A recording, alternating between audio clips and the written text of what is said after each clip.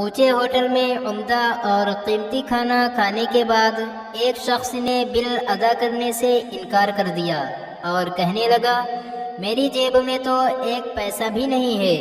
یہ سن کر waiter manager کے پاس پہنچا اور تمام حقیقت سے آگاہ کر دیا۔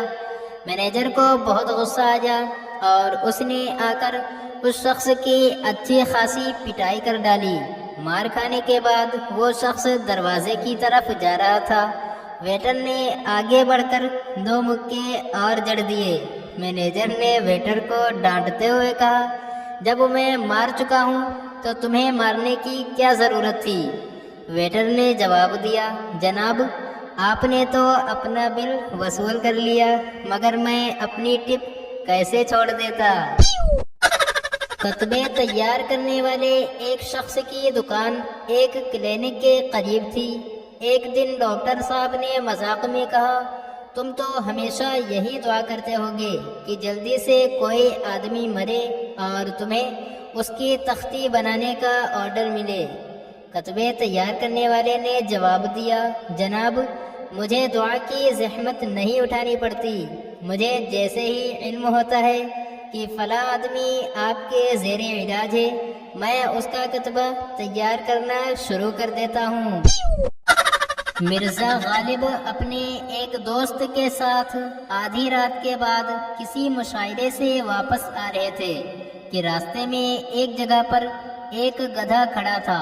دوست نے، جو دہلی کے رہنے والے نہیں تھے، مرزا سے کہا، مرزا صاحب دہلی میں گدھے بہت ہیں۔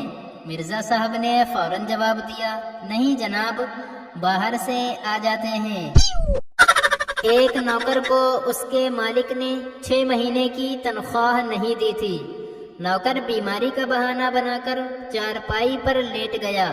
مالک نے اپنے فیملی ڈاکٹر کو بلایا۔ نوکر نے اس سے کہا، ڈاکٹر صاحب میں بیمار نہیں ہوں، دراصل مجھے گزشتہ 6 ماہ سے تنخواہ نہیں ملی، اس لیے میں بیماری کا بہانہ کر رہا ہوں۔ ڈاکٹر بولا، ذرا پھر ادھر ہو جاؤ، میں بھی تمہارے ساتھ لیٹنا چاہتا ہوں۔ نوکر نے پوچھا، وہ کیوں جناب؟ ڈاکٹر نے جواب دیا، اس لیے کہ مجھے بھی تمہارے مالک نے 6 مہینے سے فیس نہیں دی ہے۔ ایک دفعہ ایک دیہاتی کے یہاں کوئی شہری مہمان آیا۔ کھانے کے دوران میں اس نے کہا، بھائی میرے لیے ایک گلاس پانی تو لانا۔ دیہاتی بہت ہی سادہ تھا۔ اس نے کہا، جناب معاف کرنا، ہمارے گھر میں تانبے اور پیتل کے گلاس تو بہت ہیں، مگر پانی کا گلاس کوئی نہیں ہے۔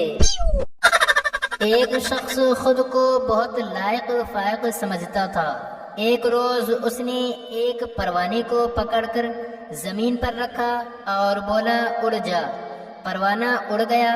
اس شخص نے کئی مرتبہ یہ عمل دہرایا، پھر ایک روز پروانے کے پر نوچ ڈالے اور اسے زمین پر رکھ کر بولا، اڑ جا۔ اس مرتبہ اڑ نہ سکا۔ وہ شخص بڑبڑایا۔ اس سے ثابت ہوا کہ پر ختم ہونے سے پروانے کی قوت سماعت بھی ختم ہو جاتی ہے۔ استانی نے کلاس میں بتایا، لوگ اپنی ماں کو مام، آنٹی کو آنٹ اور ڈیڈی کو ڈیڈ کہتے ہیں۔ ایک طالب علم نے فوراً پوچھا، میڈم کیا ہم آپ کو میڈ کہہ سکتے ہیں؟